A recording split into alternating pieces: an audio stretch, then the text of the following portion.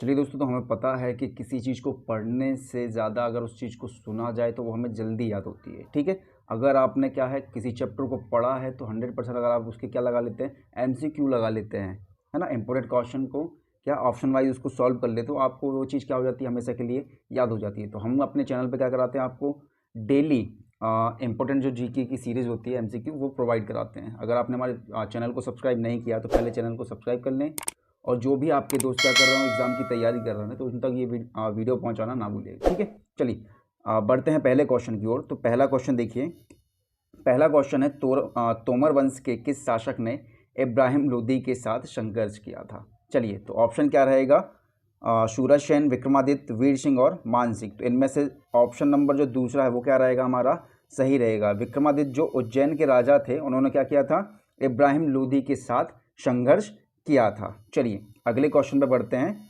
अगला क्वेश्चन है, ग्वालियर का किला किसने बनवाया था। ग्वालियर का किला किसने बनवाया था। देखिए, सबसे पहले बात करें ग्वालियर के किले की, इसको क्या बोला जाता है, भारत का जिब्राल्टर बोला जाता है ना। चलिए बात करते हैं इसके निर्माण की। तो इसका जो निर्माण है वो किसने करवाया था, सूरज सेन, मान सिंह, विक्रमादित्य या वीर सिंह, इनमें से किसने करवाया था, सूरज सेन ने। चलिए, तो इसका आंसर क्या रहेगा सही, सूरज सेन ने। और इसको मत भूलिएगा कि ग्वालियर को किले की क्या बोला जाता है, भारत का जिब्राल्टर बोला जाता है। चलिए अगले क्वेश्चन पर बढ़ते हैं। क्वेश्चन नंबर तीसरा, अबुल फजल की हत्या किसने की थी। तो आपको पता होगा ये जो अबुल फजल है वो अकबर के 9 रत्नों में से एक था। ठीक है, तो उसकी हत्या किसने की थी। ऑप्शन है रुद्र प्रताप बुंदेला, छात्रसाल, वीर सिंह बुंदेला, मान सिंह। ठीक है, इसका जो आंसर रहेगा वो क्या रहेगा, वीर सिंह बुंदेला रहेगा। ठीक है, एक बात याद रखिए, जो अबुल फजल था वो क्या था, अकबर के 9 रत्नों में से एक था। अब इसकी जो हत्या का आदेश था अकबर के ही पुत्र सलीम, आपने पढ़ा होगा सलीम ने क्या किया था, वीर सिंह बुंदेला को आदेश दिया था कि अबुल फजल की वो क्या कर दे, हत्या कर दे। चलिए अगले क्वेश्चन पे बढ़ते हैं। क्वेश्चन नंबर चौथा देखिए, खजुराहो के प्रसिद्ध मंदिरों का निर्माण किस वंश के शासकों ने करवाया था। देखिए ये क्या है, विश्व प्रसिद्ध धरोहर है खजुराहो। कहाँ पर पड़ता है ये भैया, छतरपुर में पड़ता है। ठीक है, मध्य प्रदेश के छतरपुर में। चलिए बात करते हैं इसके निर्माण की। ऑप्शन है चंदेल वंश, ऑप्शन है दूसरा शुंग वंश, फिर तीसरा है प्रतिहार वंश और चौथा रहेगा परमान वंश। ठीक है, तो इसकी जो निर्माण कराए थे किसने करवाए थे, चंदेल वंश के शासकों ने करवाया था। ठीक है, चलिए अगले क्वेश्चन में बढ़ते हैं। क्वेश्चन नंबर 5वां है, ग्वालियर के सिंधिया वंश की स्थापना किसने की थी। भैया बहुत तो ही फेमस घराना है, कौन सा, ग्वालियर के सिंधिया वंश। ठीक है, चलो ऑप्शन आते हैं, माधवराव सिंधिया, जीवाजीराव सिंधिया, रानोजी सिंधिया, दौलतराव सिंधिया। देखिए अगर आपने इस चैप्टर को पढ़ रखा है, मध्य प्रदेश जो है, मध्य प्रदेश के इतिहास के बारे में अगर आपने पढ़ा है तो पहले आप खुद से सिलेक्ट कीजिए कि कौन सा आंसर सही है, और फिर लास्ट में जाकर क्या करना, उसको नंबरिंग करना कि टोटल मेरे खुद के कितने नंबर बने हैं। ठीक है, बाकी आंसर हम बता ही रहे हैं। चलिए, ग्वालियर के सिंधिया वंश की स्थापना किसने की थी, तो किसने की थी, रानोजी सिंधिया ने। तो ग्वालियर वंश के जो संस्थापक हैं वो कौन है, रानोजी सिंधिया हैं। चलिए क्वेश्चन नंबर 6वें पे चलते हैं।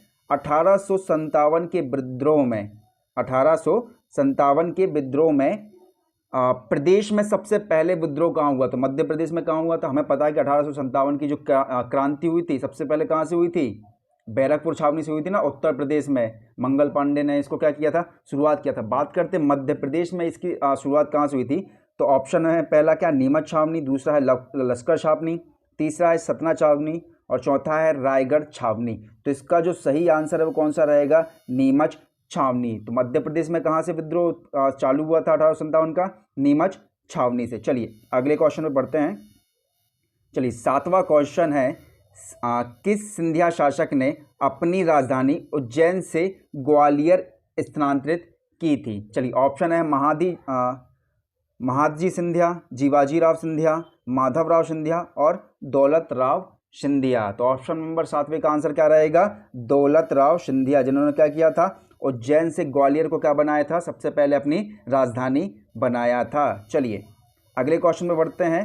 क्वेश्चन नंबर 8वां है, क्वेश्चन नंबर 8वां क्या है, हेलियोडोरस ने भागवत धर्म से प्रभावित होकर कहाँ गरुड़ ध्वज का निर्माण कराया था। गरुड़ स्तंभ है, सॉरी, ये गरुड़ ध्वज बोल दिया, इसको ठीक कर लीजिएगा। ठीक, क्या है? गरुड़ स्तंभ। चलिए ऑप्शन है विदिशा, मंडला, देवास, सांची। चलिए तो आंसर क्या रहेगा हमारा? विदिशा में। ठीक है, इसको इतिहास में क्या बोलते थे अपन? वैश्यनगर बोलते थे। तो यहीं पर हेलियोडोरस जो थे उन्होंने क्या करवाया था? गरुड़ ध्वज का गरुड़ स्तंभ का निर्माण कराया था। चलिए बढ़ते हैं अगले क्वेश्चन पे। क्वेश्चन नंबर 9 है। 9वां क्वेश्चन क्या है? नचना कुठार के अभिलेख किससे संबंधित है? नचना कुठार के जो अभिलेख है वो किससे संबंधित है? तो ऑप्शन देखिए। ऑप्शन पहला है नागभट्ट प्रथम, दूसरा है व्याघ्रराज, तीसरा है राजा भोज और चौथा है इनमें से कोई नहीं। तो ऑप्शन नंबर जो 2 है वो हमारा क्या रहेगा? सही रहेगा। नटना कुठार के अभिलेख से कौन संबंधित है? व्याघ्रराज। चलिए ठीक है, अगले क्वेश्चन में बढ़ते हैं। क्वेश्चन नंबर 10वां, किस वंश के राजा ने अरवों को हराया था? ठीक है, बात अभी सिर्फ मध्य प्रदेश की चल रही है, तो मध्य प्रदेश पे आइए। किस वंश के राजा ने अरवों को हराया था? ऑप्शन नंबर पहला है वकाटक वंश, दूसरा है राष्ट्रकूट वंश, तीसरा है चंदेल वंश और चौथा है गुर्जर प्रतिहार वंश। तो बिल्कुल मत भूलिएगा, चौथा नंबर क्या होगा? बिल्कुल सही होगा। कौन? गुर्जर प्रतिहार वंश के शासकों ने किनको हराया था? अरवों को हराया था। चलिए अगले क्वेश्चन पर बढ़ते हैं। क्वेश्चन नंबर 11वां। देखिए क्वेश्चन नंबर 11वां क्या है? प्रदेश का सबसे लंबा राष्ट्रीय राजमार्ग NH निम्न में से कहाँ से नहीं गुजरता है? ठीक है, इससे पहले पता होना चाहिए कि भारत का सबसे लंबा राजमार्ग कौन सा है? NH-44। ठीक है, चलिए बात करते हैं मध्य प्रदेश की, कि मध्य प्रदेश का सबसे लंबा राष्ट्रीय राजमार्ग कौन सा है? NH-3 है। अब वो कहाँ से नहीं गुजर रहा है इनमें से? ठीक है, ऑप्शन नंबर है ग्वालियर से, दूसरा है शिवपुरी से, गुना से या फिर झाबुआ से। तो कहाँ से नहीं गुजरता है? झाबुआ से नहीं गुजरता। याद रखिएगा, ग्वालियर, शिवपुरी और गुना से क्या निकलता है? मध्य प्रदेश का सबसे लंबा राष्ट्रीय राजमार्ग। ठीक है, कौन सा है? NH-3 है। देखिए अगर आपने हमारे चैनल को सब्सक्राइब नहीं किया है तो चैनल को सब्सक्राइब कर लें। हम ऐसे ही और भी जितने भी टॉप इंपॉर्टेंट जीके के MCQ निकलते हैं हम उसको क्या करते हैं? अपलोड करते हैं। डेली आपको 3 वीडियो मिल जाएंगी, तो हर एक वीडियो को देखना ना भूलें। आपने अगर कुछ भी चैप्टर पढ़ा है तो अगर आप उसके MCQ नहीं लगाते हैं तो आपको कुछ भी चीज़ याद ज़्यादा टाइम तक याद नहीं रहेगी। 2 दिन याद रखिएगी, तीसरे दिन वो आप खुद ब खुद भूल जाएंगे। ठीक है, चलिए बात करते हैं अगले क्वेश्चन की। क्वेश्चन नंबर 12वां देखते हैं। क्वेश्चन नंबर 12वां है, प्रदेश में राष्ट्रीय राजमार्गों की संख्या कितनी है? चलिए प्रदेश में कुल कितने राष्ट्रीय राजमार्ग हैं? तो ऑप्शन है 20, 18, 21, 30। तो आंसर क्या रहेगा? टोटल कुल कितने हैं भैया मध्य प्रदेश में? 20 राष्ट्रीय राजमार्ग हैं। सबसे लंबा कौन सा है? सबसे लंबा अभी बात की कौन सा? NH-3। कौन सा है? NH-3 है। चलिए अगले क्वेश्चन पे बढ़ते हैं। क्वेश्चन नंबर 13वां देखिए, मध्य प्रदेश का राजकीय पक्षी है। चलिए बहुत ईजी है, आपने बिल्कुल अगर मध्य प्रदेश पढ़ा होगा सबसे पहला ही जो बेसिक होता है क्या ऐसे ही पढ़ते हैं ना, मध्य प्रदेश का नाम कैसे पढ़ा? तो मध्य प्रदेश का राजकीय पक्षी कौन रहेगा? महारानी मैना, शुग्गा, दूधराज और मयूर। बिल्कुल कौन सा रहेगा? दूधराज रहेगा। चलिए अगले क्वेश्चन पे बढ़ते हैं। क्वेश्चन नंबर 14वां, सरदार सरोवर परियोजना में शामिल राज्य नहीं है। चलिए सरदार सरोवर परियोजना में निम्न में से कौन सा राज्य शामिल नहीं है? देखिए पहले बात करते हैं सरदार सरोवर जो बांध है, ठीक है, इस परियोजना के अंतर्गत बनाया गया था, जो कि कहाँ पर है? गुजरात में पड़ता है। किस नदी पे पड़ता है? नर्मदा नदी पे पड़ता है। ठीक है, अब बात करते हैं ऑप्शन में। सबसे पहला है गुजरात, उत्तर प्रदेश, राजस्थान और महाराष्ट्र। तो देखिए जो गुजरात है, ठीक है, गुजरात क्या है? गुजरात में तो वो है ही। ठीक है, दूसरा क्या आता है? उत्तर प्रदेश, राजस्थान, महाराष्ट्र। देखिए अगर आपने मैप स्टडी किया है तो आपको पता होगा कि गुजरात, राजस्थान, महाराष्ट्र बिल्कुल क्या होते हैं? एक ही लाइन पे आते हैं। उत्तर प्रदेश थोड़ा दूर पड़ जाता है, तो इस परियोजना का जो जल कहाँ नहीं मिल पाता है? उत्तर प्रदेश को नहीं मिल पाएगा। तो ऑप्शन हमारा कौन सा रहेगा? उत्तर प्रदेश। वह राज्य जो क्या नहीं है? सरदार सरोवर परियोजना में शामिल नहीं है। हमें ये याद नहीं रखना, हमें ये याद रखना है कि कौन कौन से राज्य शामिल है। कौन कौन से? गुजरात, राजस्थान और महाराष्ट्र। चलिए अगले क्वेश्चन पे चलते हैं। क्वेश्चन नंबर 15वां है, सबसे छोटा अभ्यारण्य कौन सा है? मध्य प्रदेश राज्य का सबसे छोटा अभ्यारण्य। ठीक है, चलो बात करते हैं। ऑप्शन नंबर पहला कैन घड़ियाल, दूसरा है ओरछा, तीसरा है रालामंडल और चौथा है नौरा देही। ठीक है, हमें जब भी पढ़ेंगे हम किसी भी चीज़ को तो विविध सबसे पहले याद रखना। विविध में आता है सबसे छोटा और सबसे बड़ा। तो बात करें सबसे छोटे अभ्यारण्य की, कहाँ पर? मध्य प्रदेश में। तो मध्य प्रदेश का सबसे छोटा अभ्यारण्य कौन सा रहेगा? सबसे छोटा कौन सा रहेगा? राला मंडल। बात करें इसकी स्थिति की तो ये कहाँ पर पड़ता है? इंदौर में पड़ता है। तो सबसे छोटा कौन सा हो जाएगा? राला मंडल। अगर सबसे बड़े की बात करें तो कौन सा आता है? नौरादेही आता है। ये कहाँ पड़ता है? मध्य प्रदेश में सागर जिले में। कहाँ पड़ता है? मध्य प्रदेश के सागर जिले में। चलिए अगले क्वेश्चन पे बढ़ें। क्वेश्चन नंबर 16 है, बाघ परियोजना में शामिल राष्ट्रीय उद्यान है। निम्न में से कौन सा राष्ट्रीय उद्यान है जो बाघ परियोजना में शामिल है? चलो ऑप्शन नंबर पहला देखते हैं, माधव। दूसरा है रातापानी। तीसरा है पैंच और चौथा है जीवाश्म। ठीक है, देखिए इनमें से कौन सा है जो काहे में नहीं है? बाघ परियोजना में शामिल नहीं है। तो कौन सा रहेगा भैया?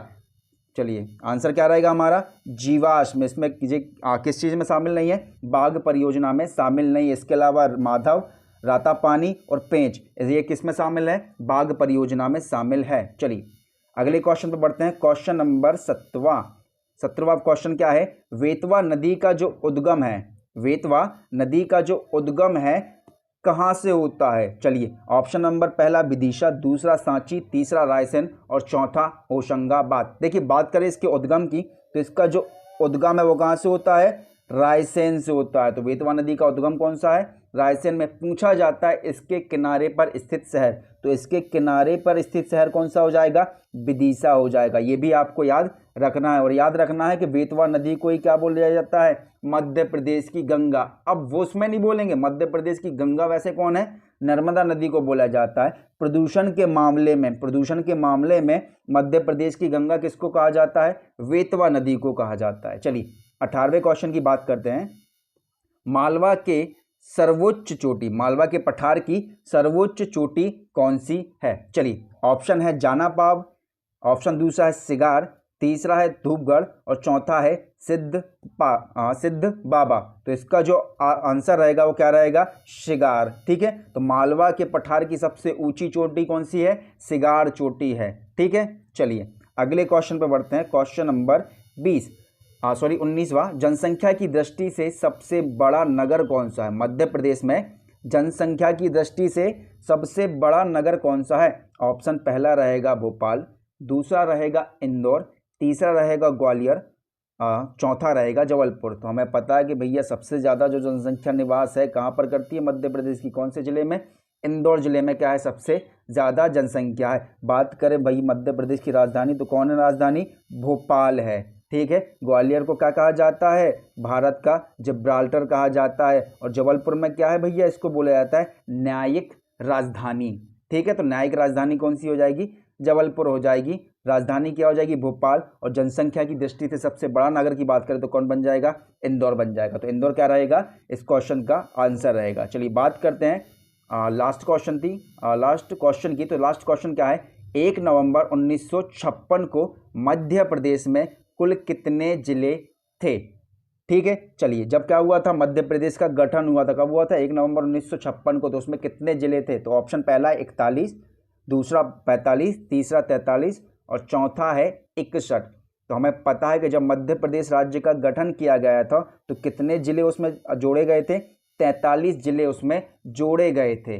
ठीक है, चलिए ये कुछ इंपॉर्टेंट क्वेश्चन थे। ठीक है, उम्मीद करता हूँ कि आपको क्या है वीडियो पसंद आई होगी। जो भी क्वेश्चन है आपको याद हुए होंगे। ऐसे ही हम और वीडियो अपलोड करते हैं तो उसके लिए हमारे चैनल को सब्सक्राइब करें और अपने दोस्तों में भी शेयर करें ताकि वो भी क्या कर सके? एग्ज़ाम की तैयारी कर सके। चलिए मिलते हैं अगली वीडियो में। जय हिंद, जय भारत।